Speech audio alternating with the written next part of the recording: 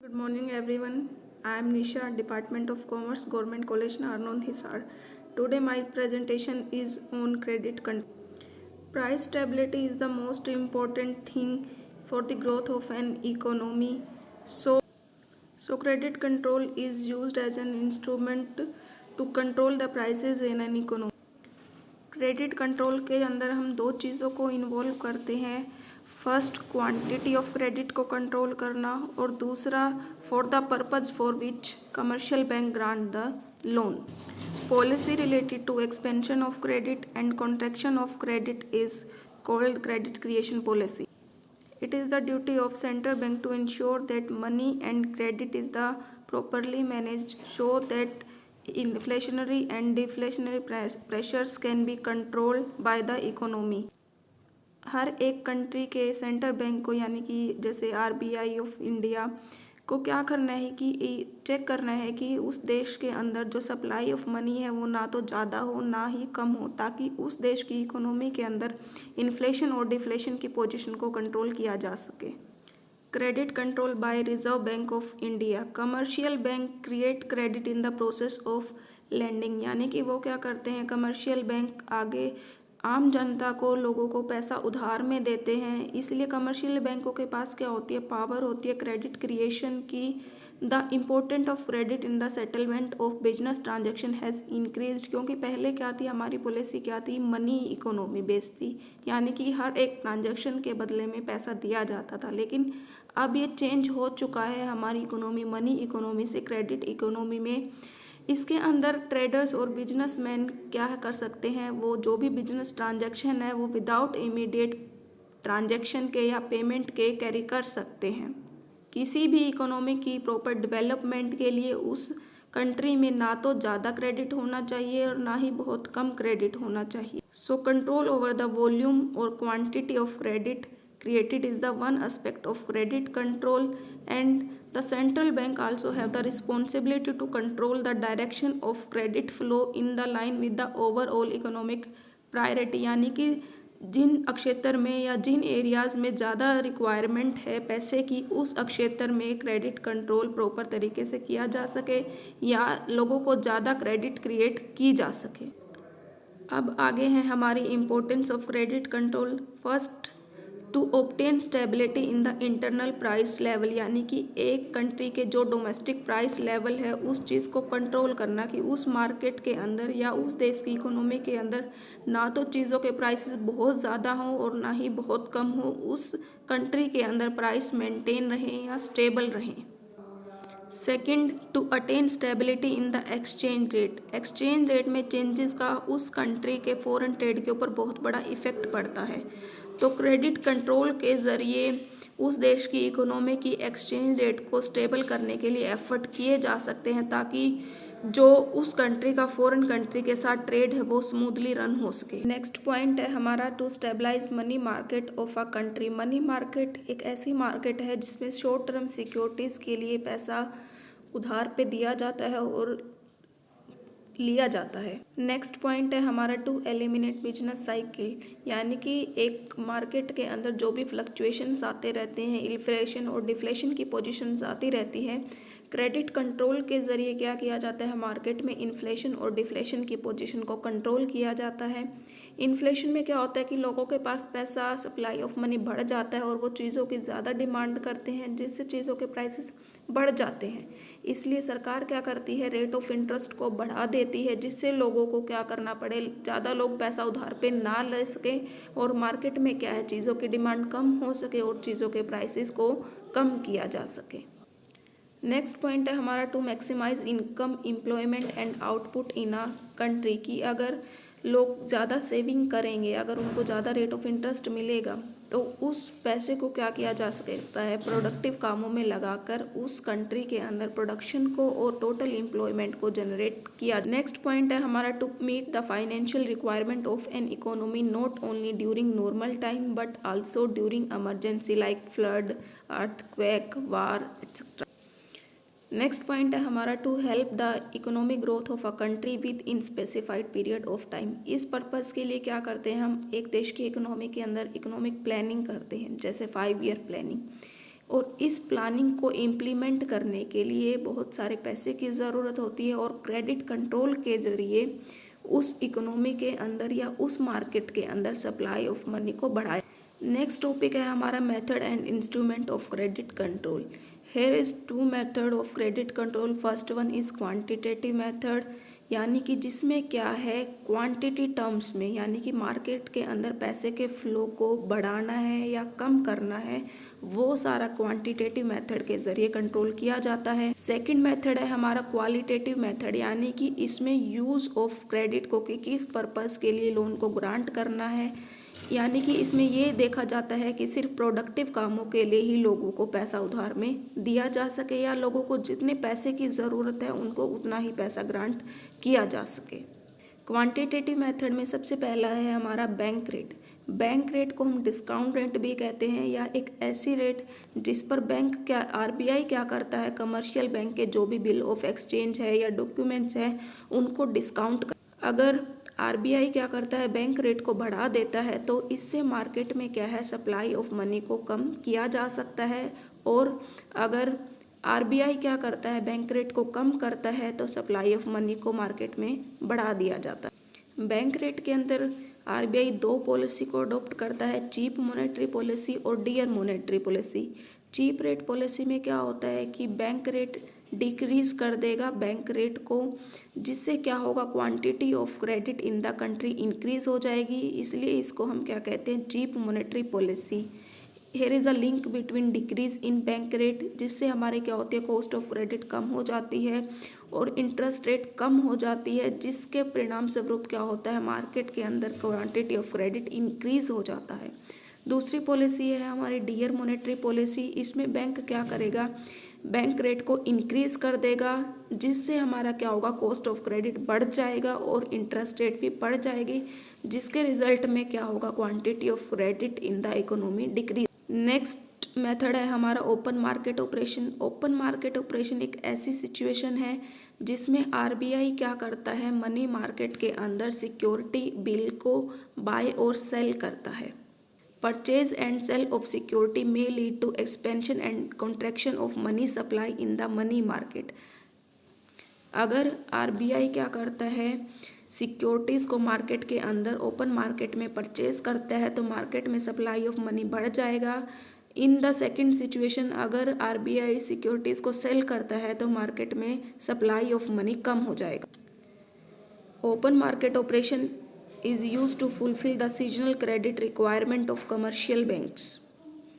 Third point है हमारा cash reserve ratio. Cash reserve ratio क्या होती है कि कमर्शियल बैंकों को क्या करना पड़ता है, जितनी भी उनके पास टोटल डिपॉजिट है उसका 1% अपने पास कैश के रूप में रखना पड़ता है। अगर आरबीआई कैश रिजर्व रेशो को बढ़ा देता है तो बैंकों के पास या कमर्शियल बैंक के पास क्या होगी, credit creation policy, credit creation capacity commercial bank की कम हो जाएगी। और on the other hand if the ratio decreases या कैश रिजर्व रेशो को कम कर दिया जाता है तो credit creation capacity commercial bank की बढ़ जाएगी। और according to RBI this ratio can be varied from the 30 to 15%। Next method है हमारा SLR, स्टैट्यूटरी लिक्विडिटी रेशो, यानी कि शेड्यूल्ड कमर्शियल बैंक को क्या करना पड़ता है, उनकी डिपॉजिट का 1% अपने पास लिक्विड असेट्स की फॉर्म में रखना पड़ता है, यानी कि जिसको हम इजीली कैश में कन्वर्ट करवा सकें। आरबीआई के पास क्या होती है, पावर होती है सीआरआर को और एसएलआर को कंट्रोल करने की। अगर आरबीआई एसएलआर रेशो को बढ़ा देता है तो मार्केट में सप्लाई ऑफ मनी कम हो जाएगा, और अगर एसएलआर को कम कर देता है तो मार्केट में सप्लाई ऑफ मनी बढ़ जाएगा। आरबीआई के द्वारा क्या है, पेनल्टी इम्पोज की जाती है शेड्यूल्ड बैंक के ऊपर अगर वो इन रेशो को, सीआरआर रेशो को और एसएलआर रेशो को मेंटेन नहीं करते। Here are two other methods also, repo rate और रिवर्स रेपो रेट, और दूसरा multiple rate of interest. Repo rate एक ऐसी रेट है जिस पर आरबीआई क्या करता है, कमर्शियल बैंकों को लोन ग्रांट करता है, और रिवर्स रेपो रेट क्या होती है जिस पर आरबीआई क्या करता है, कमर्शियल बैंक को उनकी डिपॉजिट्स पर लोन देता है, उनकी डिपॉजिट्स पर इंटरेस्ट देता है। अगर रेपो रेट और रिवर्स रेपो रेट हमारी बढ़ा दी जाती हैं तो कमर्शियल बैंकों के पास क्या है, आगे लोगों को ग्रांट करने के लिए सप्लाई ऑफ मनी कम होगा। नेक्स्ट मेथड है हमारे qualitative method. Qualitative methods are use to effect the use, distribution and direction of credit, यानी कि किस पर्पस के लिए सप्लाई ऑफ मनी को यूज़ करना है या किन एरिया में उसको डिस्ट्रीब्यूट करना है या फ्लो ऑफ क्रेडिट कैसा होगा। Supply of money या credit control is used to encourage such economic authority as desirable and to decrease those which are injurious for the economy, यानी कि उन पर्पज़ के लिए लोन ग्रांट करना है जो एक इकोनॉमी की ग्रोथ के लिए ज़रूरी है, और उन एरिया में क्रेडिट ऑफ मनी है या सप्लाई ऑफ मनी है उसको कंट्रोल करना जो एक इकोनॉमी की ग्रोथ के लिए हार्मफुल है। इसमें फर्स्ट मेथड है हमारा राशनिंग ऑफ क्रेडिट, मतलब क्रेडिट लिमिट को डिसाइड करना या ceiling of loans and advances की कितनी अमाउंट में लोगों को लोन ग्रांट करना। इसमें दो मेथड हैं हमारे। Variable portfolio ceiling, according to this the central bank fix a ceiling on the amount of loans and advances for each bank and the bank can not advance loan beyond this limit. Second है हमारा variable capital assets ratio. This is the ratio which the central bank fix in the relation to the capital of a bank to its total assets, की वो अपनी total assets का कितना portion क्या है बैंकों की कैपिटल की फॉर्म में होना चाहिए। सेकेंड मेथड है हमारा मार्जिन रिक्वायरमेंट। मार्जिन रिक्वायर्ड का क्या मतलब है कि commercial bank do not lend up to the full amount of value of security. Suppose हमारे पास किसी सिक्योरिटी की वैल्यू या जिस असेट्स को हम गिरवी के फॉर्म में रखते हैं उसकी 1,00,000 रुपये वैल्यू है, तो बैंक क्या करेगा कि लोगों को 1,00,000 रुपये की वैल्यू ग्रांट नहीं करेगा लोन की फॉर्म में, वो उसकी कम वैल्यू का, मान लिया जैसे वो 80,000 रुपये आगे लोन की फॉर्म में ग्रांट करता है। हमारे पास यहाँ दो वैल्यू हैं, एक असेट्स वैल्यू और दूसरी loan value. Assets value is always higher than the loan value, तो मार्जिन क्या होता है हमारा difference between the market value of assets और दूसरा loan value of a security. अगर आरबीआई इस मार्जिन को बढ़ा देता है तो मार्केट में सप्लाई ऑफ मनी कम हो जाएगा। थर्ड मेथड है हमारा रेगुलेशन ऑफ कंज्यूमर क्रेडिट, की कमर्शियल बैंकों के द्वारा जो बोरोवर हैं, आम जनता है, उनको सिर्फ असेंशियल पर्पज के लिए या सिर्फ उन चीज़ों के लिए लोन ग्रांट किया जाए जो प्रोडक्टिव कामों में यूज़ होनी है। द आरबीआई में restrict consumer expenses on non essential items bye directing the commercial bank to fix the minimum percentage of down payment, length of period over which installment payment may be spread, etc. During inflation, more restrictions can be prescribed to control prices by controlling demands, while during depression they can be relaxed in order to stimulate demand for goods. Fourth method है हमारा control through directives. RBI क्या करता है, commercial बैंकों को direction देता है regarding lending policy, purpose for which loan may or may not be granted, margin to be kept in case of secured loan etcetera. The power to issue directive may be given either by statute or by mutual agreement between central bank and commercial bank. Directives या direction may be issued to encourage the flow of credit in the certain area or necessary area or to prevent the flow of credit in the undesirable direction. Fifth method है हमारा publicity. The RBI में also follow the policy of publicity in order to make known to the public its view about the credit expansion or contraction.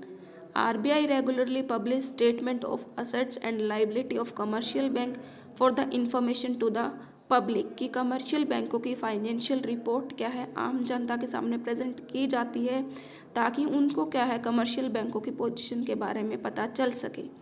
They also publish report of general market, money market and banking conditions.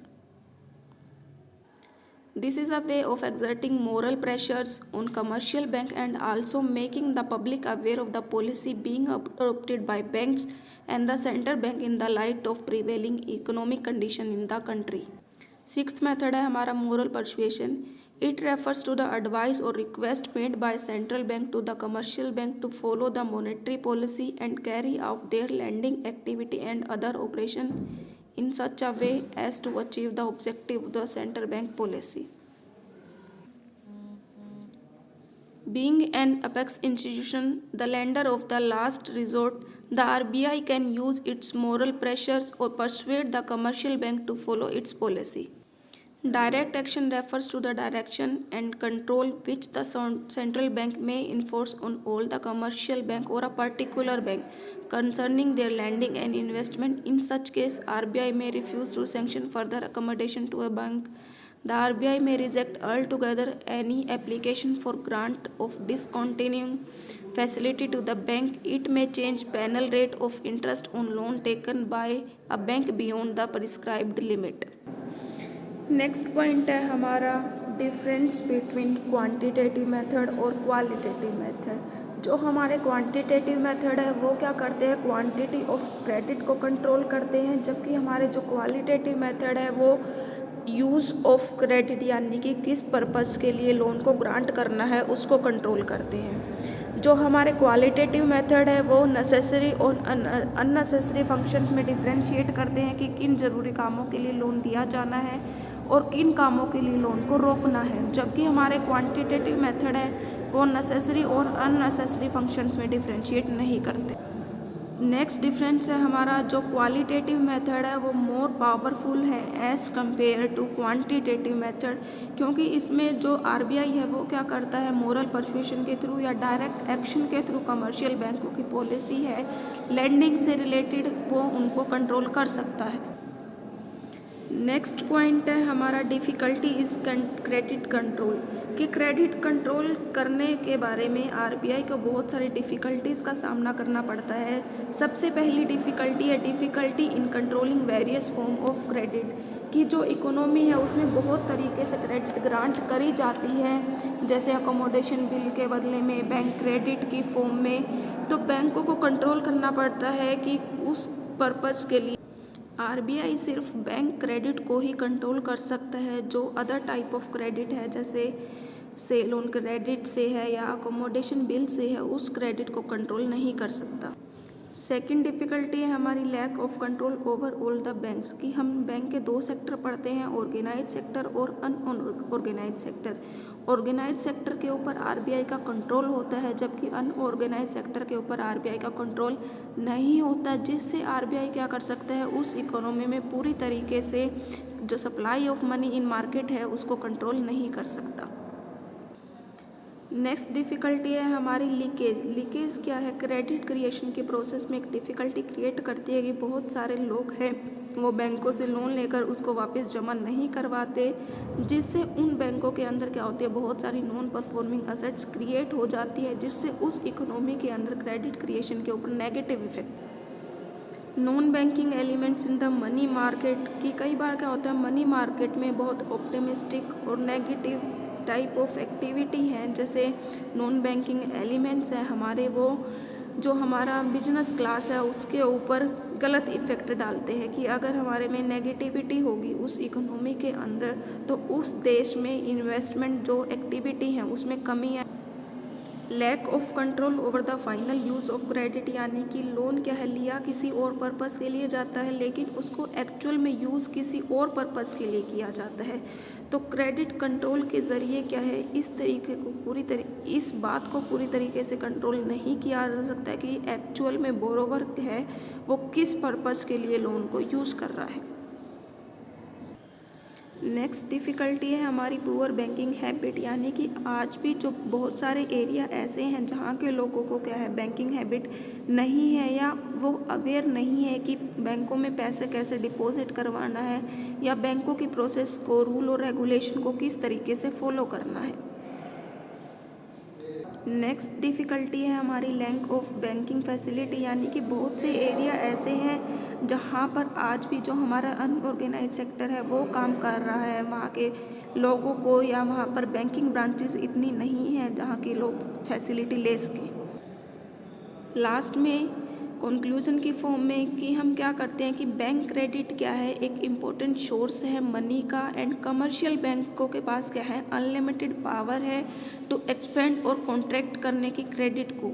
For the smooth functioning of economy, RBI control credit through quantitative and qualitative method. अब हमारे पास question ये आता है कि which method is best, कि अगर एक economy के अंदर क्वांटिटी ऑफ क्रेडिट को कंट्रोल करना है, लाइक अगर मार्केट में किस तरह की सिचुएशन है, अगर प्राइस स्टेबिलिटी को लेके आना है, इन्फ्लेशन या डिफ्लेशन की पोजीशन है, तो उसके अंदर क्वांटिटेटिव मेथड को ऑप्ट किया जाएगा।